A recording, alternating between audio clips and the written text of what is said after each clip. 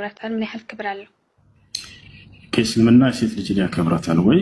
አዎ በደንብ አድርጎ አክብሯታል። በፈለግሽው ነገር ጠይቂ። ሱራ 4:24 ነው ታነብልኝና ታብራርልኛለህ ስለዛ ጉዳይ እሺ ምረሚለው ችግር የለውም። يقول الله سبحانه وتعالى والمحصنات من النساء إلا ما ملكت أيمانكم كتاب الله عليكم وأحل لكم ما وراء ذلكم أن تبتغوا بأموالكم محسنين غير مسافحين فما استمتعتم به منهن فآتوهن أجورهن فريضة ولا جناح عليكم فيما تراضيتم به من بعد الفريضة إن الله كان عليما حكيما إلى ايش አሁን ያልኩን ጥቅስ አውጣና አንብብልኝ። ምንድነው? እሺ አውጥቼ እንዳነብልሽ ነው የፈለግሽው? ችግር የለውም። ችግር የለውም። ማንብልሽ ግን በአማርኛ ነው የምታደርግልኝ። አረብኛም እንግሊዝኛም አልፈልግም። ሱረቱ ኒሳ ቁጥር 4 ይኸው።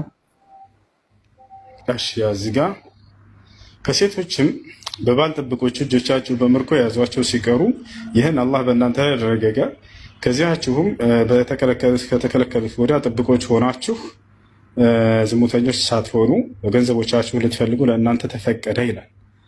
እነርሱም በእርሱ በመገናኘት የተጠቀማችሁባቸውን ሴቶች መህራቸውን ስጧቸው ግዴታ ሲሆን እያለ ይናገራል። እሺ በዚህ ላይ ጥያቄሽ ምንድን ነው ያልገባሽ? ኦኬ በዚህ ላይ ጥያቄ እንዴት ነው ሴት ልጅ በገንዘብ ተጠቅሞ ለምሳሌ 2 ቀን 3 ቀን ማደረ ከዛ ገንዘብ ሰጣት ትቷት ይሄዳል። ይሄ ማለት ሴት ልጅ እኮ እንደ ሴተኛ አዳሪነት ይቆጥራል ማለት ይፈቅዳል ማለት ነው። ለሴት አሁን ለወንድ ኃጢአት አይሆንበትም፣ ግን ለሴት ትክክለኛ 2 ቀን 3 ቀን እንደውም ከየት ነው ያመጣሽው እንዴ? እዚህ ጋር ታዲያ የተጠቀመችባቸውን ማለት የሆነ ሰው ተጠቀመባት ትቷት ሲሄድ ገንዘብ ሰጣት፣ የተጠቀመባት ገንዘብ ሰጣት ማለት ነው። ሲሄድ ገንዘብ ሰጣት ሆና 2 ቀን 3 ቀን ያልሽውን ገደብ ከየት ነው ያመጣሽው? አሁን ጥያቄ ከየትም ከዛም ሆነ እኮ የሆነ ሰው የሚጠቀመው እኮ እንዲህ እያደረገ ነው። እንደዚህ እያደረጉ ያመጡና ቁርአን ያወጡላችሁና የራሳቸውን ፍቺ ይጨምራሉ። ጥያቄን ማዳመጥ ያለብህ እስከ ስንት ቀን ነው የተጠቀመችባቸውን እኮ ነው የሚያያቸው አይደል? እዚህ ጋር ወገራሽ ስለምን እንደሚናገር በቃ ልንገርሽ። እኔ ከራሴ ሳልጨምር ታንዲ ብራ ያሳያል። መህር ስለ መህር ነው የሚያወራው። መህር ማለት ታውቂያለሽ? አኔ ለገብቻ አይደለም እንደው የሆነ ሌላ ቦታም ጥቅስ አለ። የሆነ ፎጣ ሰጥቷት ምናምን የሚል ጥቅሱን አላስኩትም፣ አንብቤው ነበረ ግን እንዳላወጣልኝ ያን ነው ያለኝ። አንብቤዋለሁ። እንደዛ ሁለት ጎረምሶች አይታ ለ3 ቀን አድሮበት ፎጣን የሰጣት ወንድ አለ። እዛ ጋር ቁጥር ስንት 3 ላይ ነው ምን ላይ ነው ብቻ አላስኩትም። በቁርአን ላይ እንደሱ የሚልልን ቆይ እንዳዳምጪ እና እኔ አንብቤዋለሁ፣ በራሴ አንብቤዋለሁ። ታነብሽ ንገሪኝ። የቱ ጋር እናውጣ? ጥቅሱን ስላላስኩት ነው። አሁን ተወጣሁ ደግሞ ያስወጣኛል። እዚህ ጋር ማን ያለ ያና እዚህ ጋር ስለ ጋብቻ ነው የሚያወራው። ጥሎሽ የሚሰጠው መህር የሚሰጠው ሲጀመር ለሚስት ነው። እሺ መህሮቻቸውን ስጧቸው እያለ አላህ እየተናገረ ነው። ጥሎሽ ለሚስት ነው፣ ግን ምንድነው የተጠቀመችባቸውን ምን ማለት ነው? መጠቀም ማለት ነው ያደረጋቸው ማለት ነው። ሚስቶችን አንድ ባል ግብረ ስጋ ታገባት እኮ የራሱ ነች ሚስቱ። ለምን የተጠቀመችባቸው ነው ያለ? ለሁል ጊዜ ማረል ያገባት የተጠቀማችሁባቸውን ስጧቸው ምን ማለት ነው እኮ? ያን ባልና ሚስት ግንኙነት ሲያደርጉ ጊዜ ስለዚያ እየተናገረ ነው አላህ Subhanahu Wa Ta'ala። ባልና ሚስት ያን ሲገናኙ ጊዜ ይጠቃቀማሉ አይጠቃቀሙም? አንዱ ከሌላው ጋር ይጠቃቀማሉ። እሱ ነው የተጠቀመባት ቁጥር ነው እንደሚሰጣት ታዲያ ገንዘቡን አንዴ ታገባት ታገባት ነው። አዎ አንዴ ሲያገባ ነው። እዚህ ጋር እኮ የሚለው የተጠቀመችሁባቸውን ነው። ሁሱን ያልገባኝም እዚህ ጋር የተጠቀመችሁባቸውን ማለት የሆነ በቃ ወሰደት ተጠቀመባት ብር ሰጣት ተጠቀመ። እንደሱ አይደለም። ሲያገባ በተጠቀመባት ቁጥር ነው ወይ የሚሰጣት አልሽ? አይደለም፣ በተጠቀመባት ቁጥር አይደለም። ሲያገባ እዚህ ጋር ስለ ጋብቻ እኮ አይደለም የሚያወራው ወንድሜ። ስለ ጋብቻ ነው ያውና ያወራል። መህር የሚሰጠው ለጋብቻ ነው እያልኩሽ እኮ ነው። ሀኒ መህራቸውን ስጧቸው ግዴታ ነው እያለ ነው። መህር ደግሞ የሚሰጠው ግዴታ ለሚያገባት ሰውዬ ነው። ገብተሻል አይደል? ለሚያገባት ሴት ነው።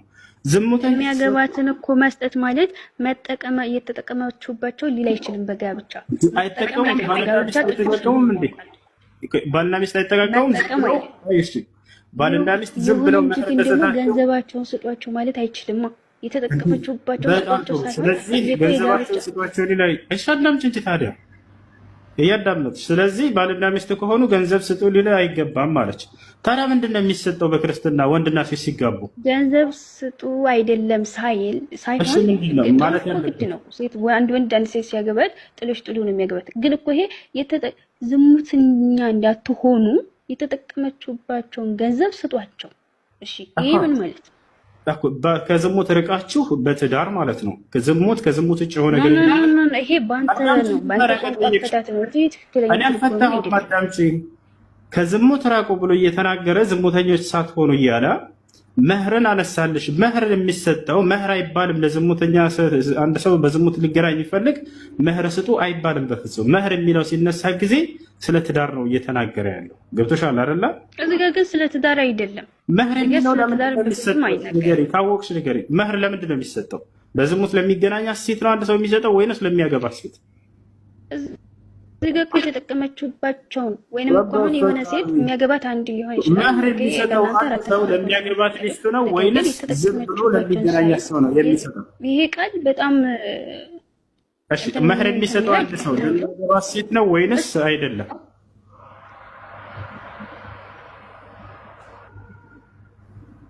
ይሰማሻል? ጥሎሽና የተጠቀመችባቸውን ማለት እኮ አንድ አይደለም እኮ። አንዴ መህር የሚባለው ምንድን ነው? ጥሎሽ ነው አይደለ? ስለዚህ አንድ ባል ሴትን ሲያገባ ጊዜ ጥሎሽ ይሰጣል። ስለዚያ ነው እየተናገረ ያለው ሲያገባ ጊዜ። አንደኛ ይሄ ነው። ሁለተኛ እንደ ክርስትና ሰዎች ሲጋቡ ጊዜ ጥሎሽ ይሰጣሉ አይሰጡም? ይሰጣሉ። ይሰጣል አይደለ? ይሰጣል። ግድ ነው እኮ። እኔ እኮ ስለ ጥሎሽ አይደለም እየጠየቅኩ ያለው የተጠቀመችባቸውን የሚለውን ቃል እንዲፈታልኝ ነው። ምንድን ነው የሚሰጠው? የሚሰጠው ጥሎሽ ምንድን ነው? እንደ ክርስትና አሁን አንቺን ለምሳሌ አንድ ሰው ማግባት ቢፈልግ የሚሰጠው ጥሎሽ ምንድን ነው? ብር ነው የሚሰጠው። ብር አለ፣ ሌላ የሚዘበ ብዙ ነገሮች አሉ እንደ ባህል የሚሰጠው ማለት ነው። ግን ደግሞ ብር አይደለም ብልት ነው እና ተጠቀማችሁባቸውን የሚል አንድ አይደለም። እሺ አሁን ብር ሳይሆን ብልት ነው የሚሰጠው። አንቺን ማግባት ቢፈልግ አንድ ሰው 100 የሰው ብልት ቆርጦ ያመጣል፣ ያገባሻል። በብልት ነው የምትገቢው። ማስረጃ ነው መጽሐፍ ቅዱስ ላይ ኢብራሂም ወጣል። አሁን ስለራስ ይሄኛው ያንተን እንትን ለመሸፈን እዚያ ጋር ትሄድ ያልጠየቅኩን አትሄድ። በኋላ ጠይቃለሽ። ለዛም መጀመሪያ ስለራስ ነው ያው ማጫ ለመደበቅ ሌላ ቦታ ትሄድ። መጀመሪያ ስለራስህ መልስ። ታዳውጭ ቀስበይ ደንሳውራ ጣልቃ ትግቢ። ከዚህ በኋላ እና በውጭ ላይ ሁሱ መልሱ ተኪሱ የሚሉት ሐቂቃን እውነት ነው። አያቻቸው ክርስቲያኖች እንደዚህ ናቸው። እንደ ክርስትና ጥሎሽ አለ። ጀማ ጥሎሹ ምንድነው ከተባለ የክርስቲያን ሴቶች የሚገቡት በብር ነው አለች። በብር አይደለም፣ ያው በብልት ነው። በብልት ነው። አንድ ሰው 100 ሸለፈት ቆርጦ ያመጣል፣ ሚስት ያገባል። ያው ቃል በቃል ወላሂ ባልና ሚስት ነብያቶች መጽሐፍ ቅዱስ ላይ ሲጋቡ በብልት እንደነበር ሲጋቡ የነበረ ይነግረናል። ተመልከቷቸው። ያው የዳራቴው ልጁን የዳረለት 100 ሰዎች ገደለ፣ የ100 ሰው ሸለፈት ቆርጦ መጣ፣ ልጁን የሚል ከሆነ እንዳረለት ይላል። እኛ ጋር በብር ለምን ሆነ? ይሄ መግዛት ነው መሸጥ ነው እያሉ ይነግሯቸዋል። ይሄ መግዛት መሸጥ መስሎ ከታያችሁ እንግዳውንስ በብልት ነው የምትገዙት። አስባችሁ ለማዳበሪያ ተሸክሞት ነው እንደሚመጣው ይሄን ሸለፈት ቁጥሩ አስረክበው ይላል። እየቆጠረ አሳካ አስረክበው። ይህ ጉድ ሀገር ለተረት እንኳን አይመችም፣ ለፊልም ራሱ። ዳዊት ሌላ ቦታ ላይ በሸለፈት ያጫዋት ሚስቴን ያለበትን አውጣላቸው። አንዴ ጭራሽ ያወራል ሁሉ ዳዊት እየፎከረ በሸለፈት ያጫዋት ሚስቴ፣ በብልት ያጫዋት ሚስቴ እያለ ማለት ነው። ያጫዋት ብለህ ሰርች አድርገው። ይኸውና ይኸው ያለ ተመልከቱ።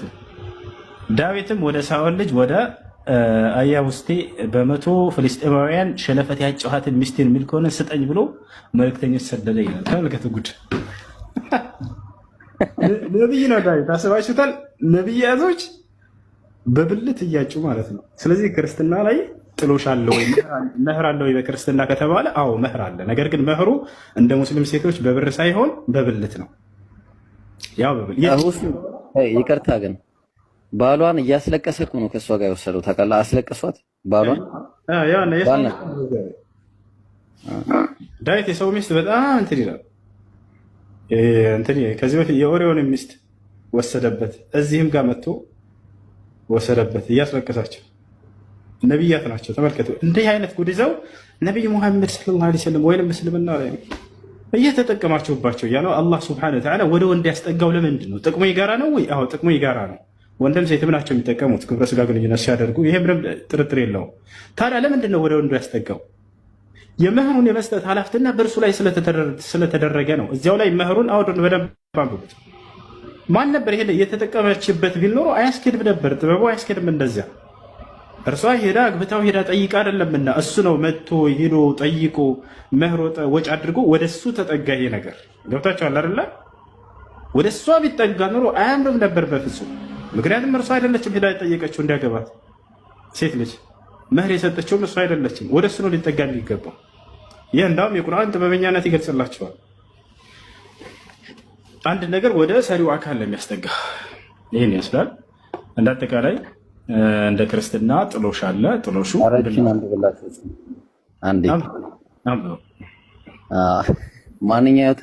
ማንኛውም ሰው ድንግልና ያላትን ያልታጨች ልጃገረድን ቢያገኝ ወስዶን ቢደርስባት ቢያገኙትም አለ ያ የደረሰባት ሰው 50 የብር ሰቅል ለብላቴናይቱ አባት ይስጥ፣ በ50 ብር ማለት ነው። ከዛ አስነውሯታልና ሚስት ትሆነው በእድሜ ዘመኑ ሁሉ ሊፈታት አይገባም ማለት። ስለዚህ 50 ብር እየሰጠ እየደፈረ ማግባት ይችላል ማለት ነው አንድ ሰው።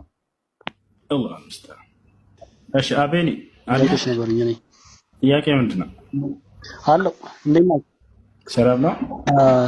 ነብያችሁ ነብዩ መሆኑን ምን ማስረጃ አለ? ቢዛው ቁርአን ምን አልከኝ? ነብያችሁ ምን ለመሆኑ ነብያችሁ ትክክለኛ ነብይ መሆኑን ከቁርአን ውጪ ምን ማስረጃ አለ? ስለሳቸው ትንቢት ተነግሮ ነበረ። ምንድን ነው የግዴታ ከእርሱ በፊት ትንቢት መነገር አለበት? ኖርማሊ የሆነ ማረጋገጫ ምንድን ነው? በምን ነው? እሺ ብዙ ማረጋገጫዎችን እንሰጣለን። የመጀመሪያው ምንድን ነው?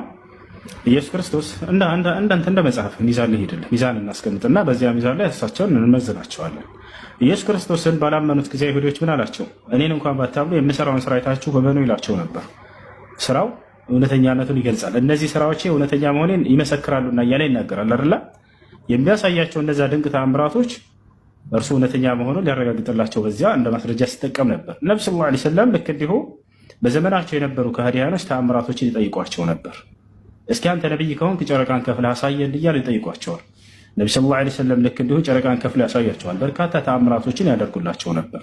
እነዚህ አንደኛ እርሳቸው ማረጋገጫዎች፣ ነብይነታቸው ማረጋገጫዎች ናቸው።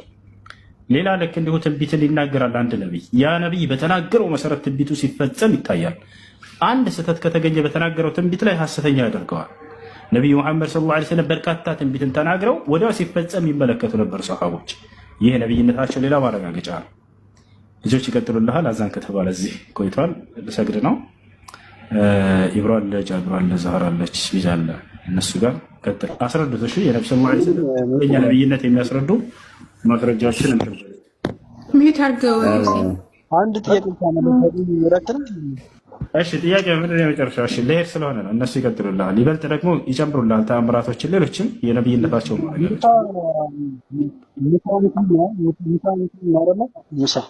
ሙሳ ነብይ ነው። ሙሳ ነብይ ነው። ለሙሳ ህግ ተሰጥቶት ነበር። በእናንተም ምናልባት በእኛ እንደሰጠው እናውቃለን። ተሰጥቶት የእንስሳት መስዋዕትነት ምናምን እሱ ነገር እናንተ ጋር እንዴት ቀረ? እኛ ጋር ያው ተተክቷል ብለን ነው ምናምን ነው እናንተ ጋር እንዲቀር እሱ ነገር። ኦኬ ለኃጢአታቸው ያኔ ማስተሰሪያ ይሆን ዘንድ የሚያደርጉት መስዋዕት ነው። እሱና መስዋዕትነት እንዴት አልቀረም እንዴ? እያረድን ለዚያ ለኃጢአት መስዋዕት የሚሆን እርድ ይደረጋል እኮ።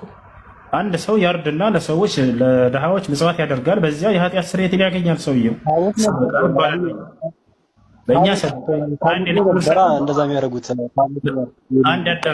በእኛ ሰደቃ ይባላል። ይሄ ነገር ሰው ያርድና በዚያ ምጽዋት ያደርጋል። በዚያም የኃጢአቱን ስርየት ያገኝበታል። ያ ግን የኃጢአትን ስርየት ከሚያስገኙ መልካም ስራዎች መካከል አንደኛው ዝም ብሎ አንዱ እንጂ እሱ ብቻ ነው ማለት አይደለም። አንደኛው እምነት ነው። ገብቶሃል አይደለ? የመጀመሪያው እምነት ሊኖር ይገባል። ያለ እምነት መልካም ስራ በፍጹም ሊያጸድቅ አይችልም። በእምነት መሰረት ነው። በዚያ ላይ ከሚያጸድቁ መልካም ስራዎች መካከል አንደኛው መስዋዕት ነው። ያው ስለዚህ ለጌታ ስገድ በእርሱም ስም ሰዋ እያለ ይናገራል። ፈሰሊ ሊረቢከ ወንሃር ይላል አምላክ አላህ። በእኔ በጌታህም ስም ሰዋ ይላል። መስዋዕት አለ፣ በእኛም አልቀረም። ይሄ የነቢያቶች ትምህርት ነው፣ በእኛም ጋር አለ። ያ እሺ፣ ወደ ምስል ልሄድ ነው። ይቀጥል ወይም በቃ እኔ እቀጥልልሃለሁ። አቤኒ ምን አልክ? ታቦት ወይም ደግሞ ሳጥን ነው የሚለው በእናንተ ሳጥንም ሰጥቷቸው ነበረ። እሱ ነገርስ እንዴት አልቀረም? እሱ ነገር እንዴት አብሮ ሳይኖር እስካሁን ድረስ? በዛ ጊዜ ምልክት ነበረ። በዛ ጊዜ የነበረው ምልክት ለዛ ጊዜ አልቋል ማለት ነው። ያ ለሙሳና ለእነ ሃሩን ቤተሰብ የተሰጠ ነው። በቃ ያን ያልቋል እሱ። ማለቂያውስ ማረጋገጫ አለ? ምን ማረጋገጫ አለ? ከቁርአን ማሳየት ይችላል? አሁን አለመኖሩ አሁን አለመኖር እኮ የሆነ አላህ ሲሽርክ የሆነ ነገርን ማስረጃ የሆነ ነገር ይሰጥ የለም ሪዝን ሊኖር ይገባል። አሁን አለመኖሩ ግልጽ ማስረጃ ነው። አቤንዬ አላዘዘንም አላህ የለም ነገርየውም የለም ራሱ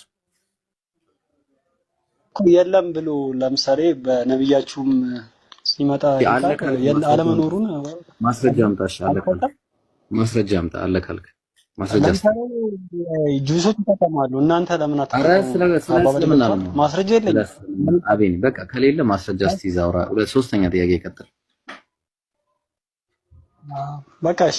አይ ጥያቄን እኔ የጠየቅኩ ምንድነው ታውቃለህ? ሳጥንም ሰጥቷቸው ነበር። ያ ሳጥን ለምን ቀረ ነው። ምክንያቱም እርዱ ካለ ሳጥኑ ቀረ። ብዙ የቀሩ ነገሮች አሉ። በዛ ጊዜ የነበሩ አሁን የቀሩ ብዙ ነገሮች አሉ። አላህ ማነንሰኽ ሚን አየቲን አው ኑንሲሃ ነእቲ ቢኸይሪን ሚንሃ እያለ ቁርአን ላይ ይናገራል። በሱረቱል በቀራ ምዕራፍ 2 ቁጥር 106 ላይ ማለት ነው።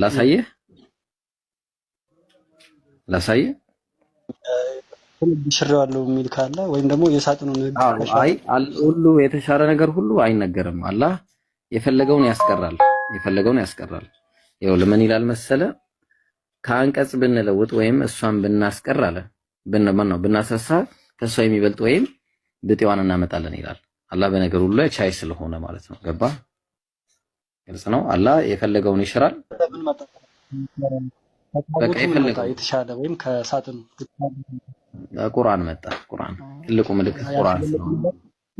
ትልቁ መረጃ ቁርአን ነው። የነብያችን ምንም ድምጽ አይሰማም። ታፍኗል። ስርዓት ነው ብዬ ነው እኮ ስርዓት እኮ ብዙ የቀረ ነገር አለ። አሁን እሺ ሌላ ጥያቄ አለ? የለኝም። እሺ ቴንኪው በቃ እሺ እናመሰግናለን። ያ ጀማ ይሄን አካውንት ፎሎ አድርጉ። እሺ አካውንት ነው። እሺ አዲስ አካውንት ነው። ያኛው ተዘግቷል። ፎሎ አድርጉ። ዛሩ ምን አልሽ? ላስታውቅ ነበረ ስራ ፎሎ አድርጉ። እንትና ኢብራሂምን ሚስሚዝንም ከላይ ስሚዝ ፎሎ አድርጉት። እሱንም ብዙዎቻችሁ አታውቁትም። ጃቢርንም ፎሎ አድርጉት እና ሁላቸውንም ፎሎ አድርጓቸው።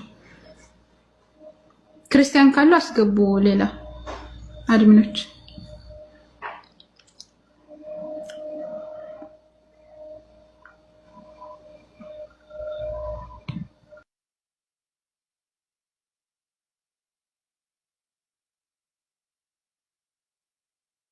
እሺ ጥያቄ ያላችሁ ሰዎች ካላችሁ ግቡ። በተለይ ክርስቲያኖች ካላችሁ ደግሞ ግቡ። እስልምና ላይ የትኛውም ጥያቄ ያላችሁ እስልምና ላይ ያላችሁ ሰዎች መግባት ትችላላችሁ። ያ ሰውዬ ግን ወረቃ የሚለውን እስካልቀየረ ድረስ ባይገባ ጥሩ ነው። እንዳታስገቡት እሺ። አፉ ልቅ ነው። ያው ለባለጌ ሰው ቦታ የለንም ከይቅርታ ጋር እሺ። ኦኬ ጥያቄ ያላቸው ክርስቲያኖች በተለይ ካሉ ይግቡ። አላችሁ ሞዴሬተሮች?